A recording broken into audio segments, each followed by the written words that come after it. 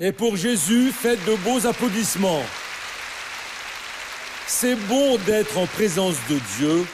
C'est bon d'être ici dans ce culte. Nous allons avoir beaucoup de bonnes choses. Nous sommes dans une série de messages sur le livre de Job. Job au chapitre 11, 13. C'est là que nous avons commencé notre étude.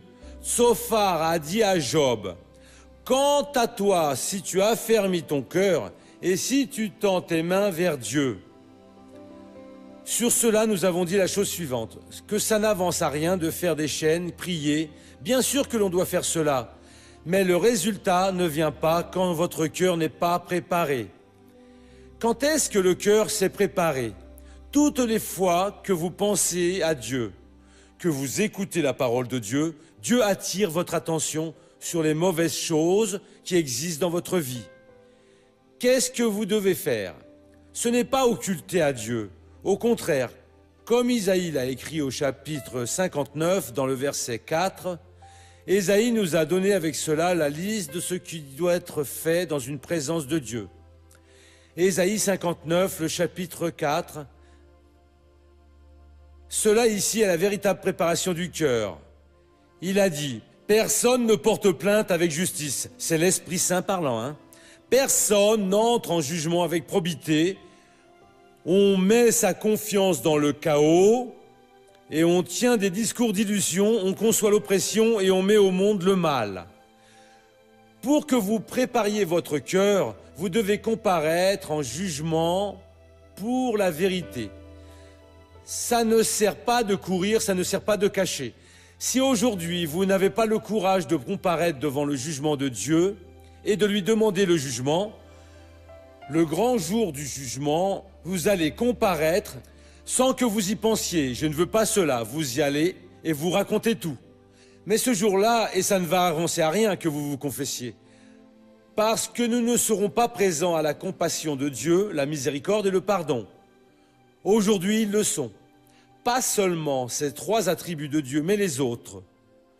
Quand vous implorez pour la justice, vous n'êtes pas en train de dire « je veux être fouetté ». Je mérite de perdre une jambe. Il faut que je perde un œil. Non, et vous êtes en train d'implorer pour la justice que Jésus a fait sur la croix du calvaire. Quand il a payé pour vos péchés, il a emporté vos iniquités, il a souffert vos maladies. Vous implorez pour la justice et confessez à Dieu, pas seulement ce que tout le monde sait déjà, mais même les intentions du cœur. Cela, c'est la véritable prière. Pour cela, vous entrez dans votre chambre, fermez la porte et personne n'écoute. Dieu, je veux dire au Seigneur que j'ai été mauvais. Je suis sale. Je voudrais avoir ce résultat-là. Cette accolade a été une accolade avec intention maligne. Ce regard a été un regard malveillant. J'y ai repensé et j'ai même rêvé sur cela. Mes mains sont sales. Mon cœur est immonde. Mais maintenant, je veux ta justice réalisé sur la croix du calvaire.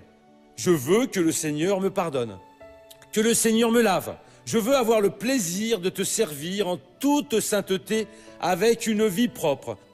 Au moment où vous faites cela, vous êtes pardonné, innocenté, vous êtes revêtu du pouvoir et alors vous pouvez vaincre les batailles du quotidien.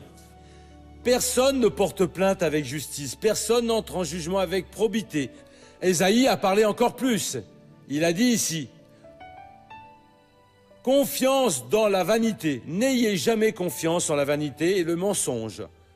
Confiez seulement en la parole de Dieu. Des paroles qui relèvent votre amour propre et qui ne sont pas dans la parole de Dieu, refusez. Vous devez juste être levé par le Verbe éternel. Les autres sont des mensonges. Cessez donc avec cela, tout le monde fait cela. Dieu ne s'importe pas. Cela, c'est la vanité, c'est un mensonge. N'ayez pas confiance dans la vanité. Et on tient des discours d'illusion. Qui a confiance dans la vanité dit juste des mensonges. Et n'a pas les moyens de dire la vérité. On conçoit l'oppression, les œuvres qu'ils font, et on met au monde le mal. Revenons maintenant à Job. Et donc, quant à toi, si tu affermis ton cœur et si tu tends les mains vers Dieu, c'est cela qu'il faut faire, mes amis. Préparez votre cœur.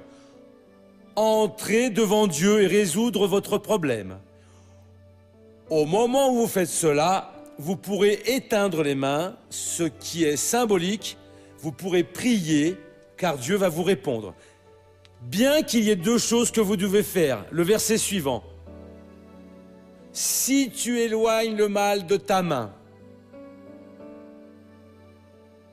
tout ce que vous voyez, ce sont des péchés.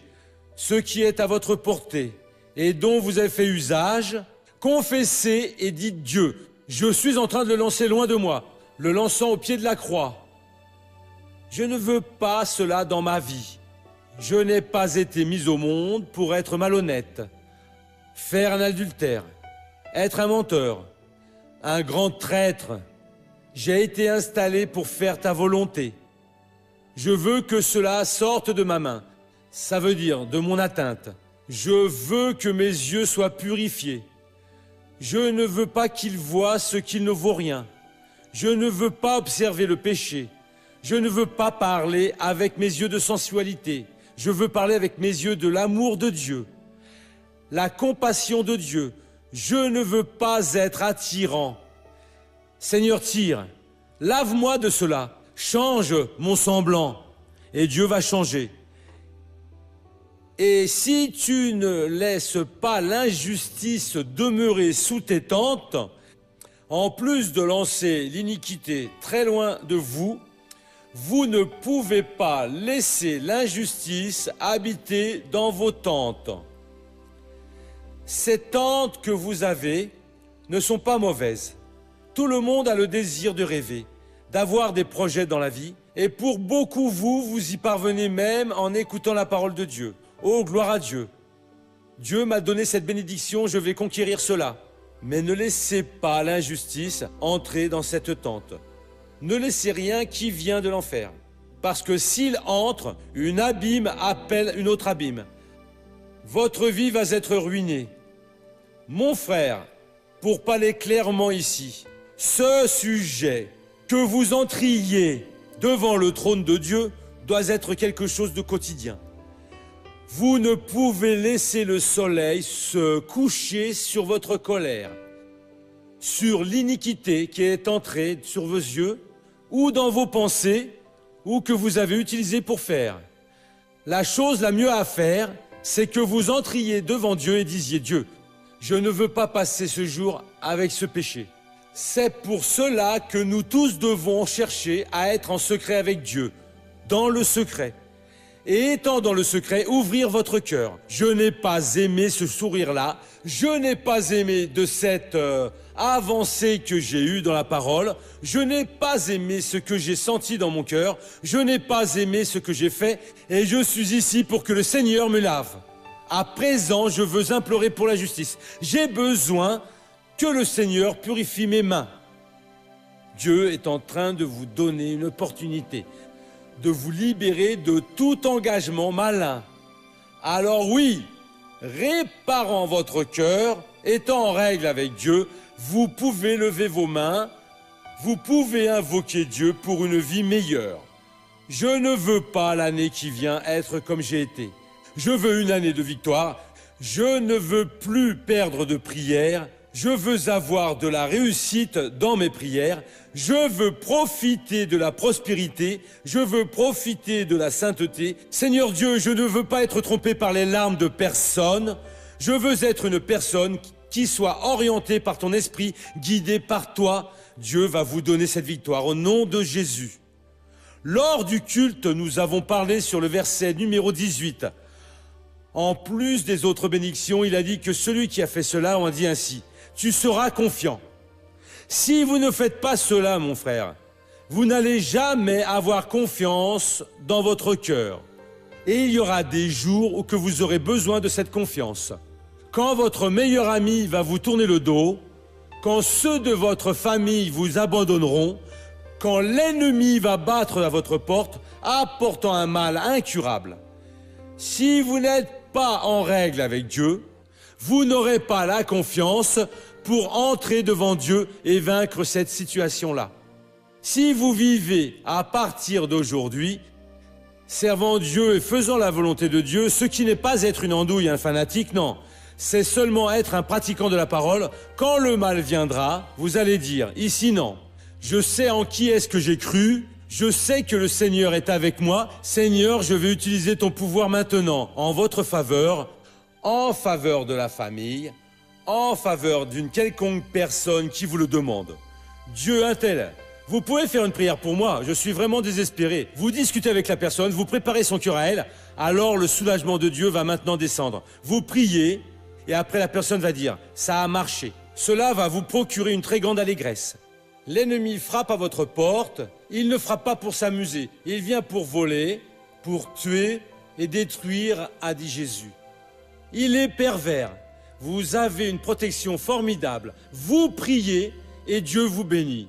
Vous priez et Dieu vient pour vous aider. Dans le cas contraire, mon frère, vous allez rester vous traînant dans la vie, souffrant, les choses ne vont pas aller bien. Mais je ne comprends pas, Dieu ne me bénit pas. Je suis un fidèle de son église, je suis un des parrains du spectacle de la foi. Je fais cela. Pourquoi est-ce que Dieu ne m'aide pas pour ça? Parce que vous n'avez pas préparé votre cœur. Là, dans le second livre des Chroniques au chapitre 11, nous avons là un récit sur le roi Roboam. Second des Chroniques au chapitre 11. Roboam était le fils du roi Salomon, qui était le fils du roi David. Donc il était le petit-fils de David. Et au chapitre numéro 12 du second livre des Chroniques, dans le verset 14, on dit ainsi: il fit du mal parce qu'il n'appliqua pas son cœur à chercher le Seigneur. Vous devez être en règle avec Dieu. Préparez votre cœur. Pourquoi? Pour rechercher Dieu, pour vaincre dans la vie. Mon frère, nous sommes entourés de forces malignes. Car certaines personnes qui travaillent pour elles, qui sont leurs servantes, nous regardent et disent pour cette personne, allez-y et détruisez son mariage, allez, faites quelque chose. Et si vous n'êtes pas préparé, il entre. Si vous étiez bien préparé, Roboam ne l'était pas, et son royaume a été divisé. Et qu'a-t-il fait qui était mal? Parce qu'il n'a pas préparé son cœur. Si vous étiez préparé, vous n'allez pas faire ce qui est mal. Vous allez vous aider, aider votre famille, aider une autre personne, et vous allez être une bénédiction de l'humanité. Et quand vous donnez, Dieu, bien sûr, vous le rend. C'est en donnant que l'on reçoit. Et donc, revenons ici à Job, au chapitre 11, 18, « Tu seras confiant. » Dieu veut vous donner confiance. Tu reprendras espoir. Mon frère, cette espérance vient seulement dans votre cœur quand tout est bien préparé. Et quand elle vient, elle apporte la confiance. Il y a encore plus pour vous. Voyant que tout va bien, peu importe ce qu'ils ont préparé contre vous. Voyant que tout va bien, tu dormiras tranquille. Ah oui, ils vont vous attaquer, ils vont Jésus. Ils sont ici, ils sont là-bas, mais ma confiance est en toi. Comme a dit David, même que la guerre se retourne contre moi, mon cœur restera tranquille. Je n'ai aucun problème, pas un. Pourquoi? Parce que Dieu est ma confiance et vous allez vaincre au nom de Jésus. Réveille-toi mon frère, aujourd'hui c'est le jour de ta bénédiction. Amen. Vous voulez que je prie maintenant pour vous qui êtes en train de sentir une douleur en ce moment? Il y a une personne avec une douleur à la cheville droite qui est en train de m'accommoder depuis le début de la réunion pour prier. Et il y a aussi d'autres douleurs. Missionnaire à présent, je ressens cette douleur. Et donc restez debout car je vais prier pour vous, ça ne coûte rien. Maintenant vous avez mal, juste ceux qui ont mal, voyez, croyez-y. Le pouvoir de Dieu va descendre sur vous et va brûler ce mal, car maintenant c'est le moment que vous soyez libérés, peu importe si c'est la cheville ou si c'est à la tête. Je pense que ceux qui devaient rester debout le sont déjà. Il y a des gens qui sont lents pour se mettre debout. Il semble que ce n'est pas avec foi. Non, vous n'avez pas confiance. Celui qui sent de la confiance regarde autour de lui. C'est ma prière, je vais vaincre. Et il est bon que vous fassiez cela. Pourquoi? Faites attention. Je n'aime pas perdre une prière. La prière, c'est une chose vraiment sainte. Jésus disait, quand vous prierez, et donc on ne prie pas tout le temps, voyez, c'est au moment qu'on en a besoin, et avec foi. Nous allons prier, et il va tous vous toucher maintenant. Et quand se termine la prière, ne vous asseyez pas. Parce que Dieu sera encore en train de guérir et il va guérir et vous, chez vous, c'est la même chose. Regardez ainsi votre main droite et dites « Père, au nom de Jésus, je viens pour t'offrir ma main droite. Placez maintenant votre main sur votre cœur. Peu importe où est la douleur, placez-la sur votre cœur. Courbez votre tête et fermez vos yeux. Dites ainsi, au nom de Jésus, je n'accepte aucun mal dans ma vie. J'exige mal. Sors maintenant. Restez tranquille car le missionnaire va prier. Père, je viens maintenant vers toi en faveur de toutes ces personnes qui sont en prière et pour cette personne qui est là, désespérée, déclarant « Missionnaire, priez pour moi, je suis maintenant en train de prier pour elle. » Seigneur, descends avec ton pouvoir sur cette personne pour la guérir une fois pour toutes, défaisant toute cette douleur et la cause de cette douleur. Seigneur, je vais user maintenant l'autorité que tu m'as concédée, et cela pour la gloire du Seigneur. C'est au nom de Jésus que j'amarre ces esprits qui viennent vous attaquer avec cette douleur, qui ont provoqué ce mal. Et je dis maintenant, démon, c'est un ordre. Prenez tout ce qui est à vous et sortez de cette personne maintenant. Je ne demande pas, j'ordonne. Mal, esprit de douleur, sors au nom de Jésus. Losez vos deux mains à mi-hauteur et dites merci Seigneur. À présent, cherchez votre douleur sans vous asseoir. Vous qui ressentiez une douleur à la cheville droite, là, missionnaire, ça me faisait même boiter. Faites ce que vous ne pouviez pas faire à présent. Qui est-ce qui a été guéri d'une douleur maintenant? C'est le genou pour madame? C'est le genou. Qui de plus a été guéri d'une douleur? Mais levez la main rapidement, hein. Ainsi dites la douleur depuis combien de temps? C'était très douloureux. Combien de temps? À plusieurs années missionnaires, plus de 15 ans. Beaucoup d'années, c'est ça, drapeau vert. C'est le droit, c'est le droit qui me faisait très mal. Le bras droit était douloureux? Oui, je suis tombée hier. Tombée, maintenant la douleur est partie. Je suis fait la mal. douleur est partie? Ça m'a soulagée. Ça a soulagé, gloire à Dieu. Drapeau blanc. Arthrose à mon genou droit depuis 3 ans. C'est parti maintenant. Amen. Sur la galerie. C'est une douleur aux jambes que j'avais depuis 2 ans. Et j'ai vu le médecin, mais ça n'avançait à rien. Il se mettait même à me... C'est parti il se maintenant. moquait même en face de moi. C'est parti maintenant, ma sœur. C'est fini. Gloire à Dieu, amen. Drapeau rouge. Je ressentais une douleur à la cheville, mais grâce à Dieu, j'ai été guérie. Gloire à Dieu, le drapeau. Laissez-moi prendre celui-ci à présent, drapeau vert. Mal au bras depuis 5 ans. Gloire à Dieu, drapeau blanc. Ça faisait déjà plus de 15 ans que j'avais de l'arthrose. Et maintenant, toutes mes douleurs sont parties. Gloire à Dieu, sur la galerie. J'ai ressenti une douleur au bras toute la semaine et à présent, avec votre prière, c'est passé. Gloire à Dieu, drapeau La blanc. colonne faisait longtemps. Gloire à Dieu, drapeau vert. Je ressentais une forte douleur à la cheville. C'est parti maintenant. C'est passé. Drapeau blanc. Je sentais une douleur dans le dos depuis 1 semaine et maintenant je sens plus rien. Drapeau vert. Une forte douleur ici au bras, tellement douloureux, j'étais à moitié endormie. À présent, ça va mieux, grâce C'est à pour Dieu. cela que Dieu dit, réveille-toi si tu dors, car il éclaircira tout. Amen. Elle était en train de dormir et Dieu est venu et l'a guérie. C'est pour peu qu'elle ne reçoive pas la bénédiction. Alors, drapeau rouge. Au genou et ça fait 15 jours. Mais maintenant, j'ai été guérie. Au nom de Jésus. Le monsieur. Mal à la tête, c'est passé. Amen, c'est passé. Drapeau jaune. Mal à la colonne et au genou. C'est parti passé à maintenant. présent. Amen. Vous, madame. T'as une douleur ici au-dessus des vertèbres. Ça Uh-huh. fait plus d'1 an.